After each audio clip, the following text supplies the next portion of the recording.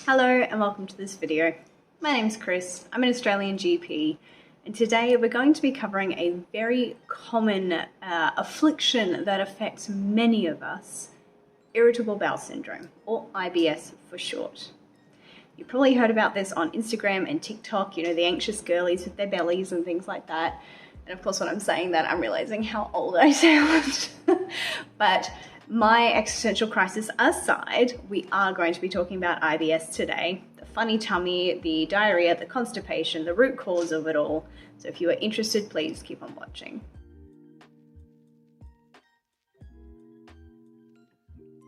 So let's break down the words, shall we? Irritable bowel syndrome. The only word that people seem to misunderstand sometimes is the syndrome part of it. It's not a disease, it's a syndrome. And a syndrome is a collection of symptoms that are often grouped together to form a condition. So IBS, me having IBS and you having IBS, we probably have different symptoms. We probably have different triggers, which we are going to get to, I promise. But we do not have the same disease necessarily. And it's not a disease, it's a syndrome. So wording matters in medicine. So in the instance of IBS, the syndrome is a cluster of gastrointestinal upsets that often occur together and are often linked to certain foods known as triggers. IBS is also heavily linked to lifestyle factors and stress, which again, we will touch on soon. So what does it feel like to have IBS? Well, it depends. For some people, it is an abdominal discomfort, so belly discomfort after eating. It can be refluxy type pain. It can be instant diarrhea after some foods. It can be long-standing constipation. It can be a feeling of bloating. It can be so many things.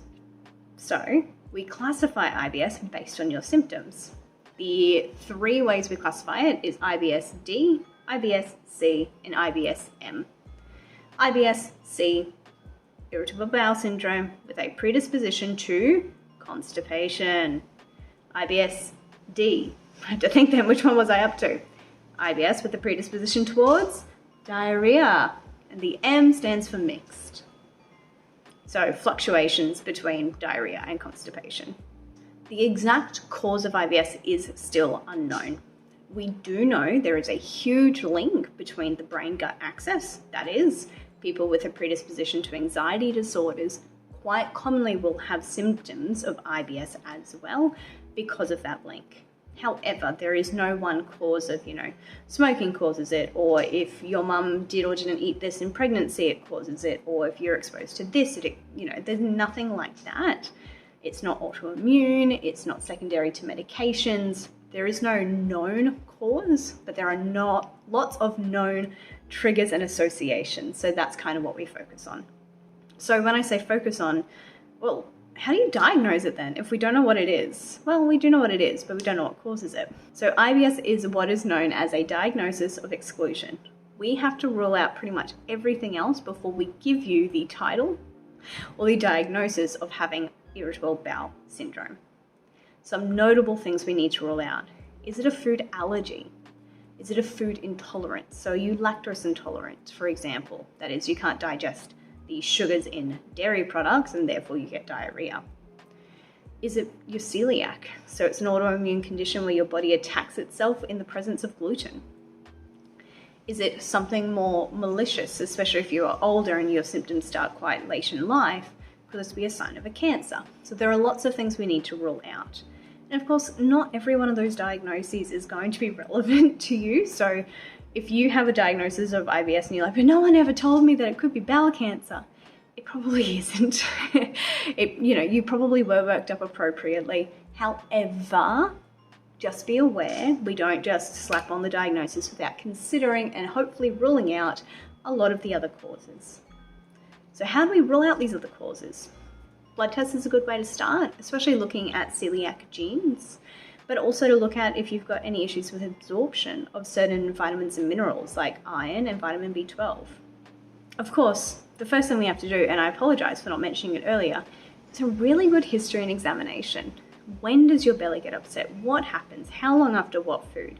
So quite often the investigation starts with you keeping a food diary. and telling us, well, a symptom diary at least, and telling us when your symptoms start, stop, what they were associated with, how long it lasted, that sort of thing. Examination-wise, feeling your belly, doing your vitals, generally giving you a top to toe. Okay, so history, exam, we're on blood work. Talked about some of the blood work, so vitamin and mineral analysis, celiac gene testing. The final thing we can do is some imaging. So sometimes we can ultrasound. Are your symptoms because of gallstones? Are they because of a bowel obstruction? Are you just really heavily constipated? Though we still should get to the root of that. Anyway, you may have a thorough workup to be then given the diagnosis of IBS. Sometimes we do what we call empirical treatment. That is, treating you for a suspected diagnosis before we actually make the diagnosis. If your symptoms get better when we treat you, we can assume we were correct. So in terms of IBS, there is a very specific diet to follow known as the FODMAP diet. FODMAP, fermented oligosaccharides, disaccharides, monosaccharides, and polyols. I always get worried I'm going to forget something. Essentially, it is going through and eliminating a lot of foods and then reintroducing them slowly to try and find what your trigger is. I highly, highly, highly recommend that you do this guided by a dietitian. Strongly recommend it because it is so overwhelming. And how long do you stay off of food? How do you reintroduce it? How long do you have to do it to see if you do have a trigger? There are so many questions. Please consult with a dietitian before you embark on a FODMAP journey or a low FODMAP journey. So again, this is part of the treatment, which, spoiler alert, we're still investigations, I'm talking about treatment, woohoo. But it is also sometimes part of the workup. If we find, oh my gosh, you are reacting strongly to monosaccharides, well, okay, we've then actually confirmed your diagnosis and we know how to treat you, woohoo. So just know that seeing a dietitian is part of both the workup and the treatment. So let's jump to treatment then, shall we? It really depends on you, your type of IBS, and what triggers you. Some general lifestyle advice that we give: get enough sleep, drink enough water, exercise regularly, reduce your stress, which may include seeing a therapist, potentially starting medication, or taking long walks, meditating, practicing mindfulness, yoga. Obviously, it's going to be tailored to you, right? So do what you have to do to keep your stress levels down. Limiting things like alcohol, caffeine, and soda, like as in soft drink. Why I said soda like an American, don't know. Anyway, limiting the amount of artificial sugars that you ingest during your day-to-day. So xylitol, sorbitol, and mannitol, I think, are the top 3 that are quite triggering. So things like diet soft drink can be really irritating. And finally, when you go to the dietitian and do your diet plan and find out what your triggers are, avoid them. That's the mainstay of treatment. Essentially, we want to get your gut nice and regular, not diarrheal, not constipated, nice and regular.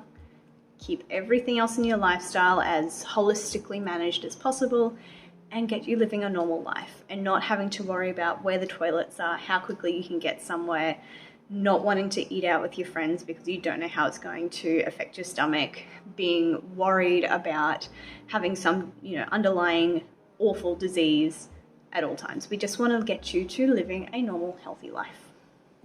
So that's IBS in a nutshell. If you have any questions, please let me know.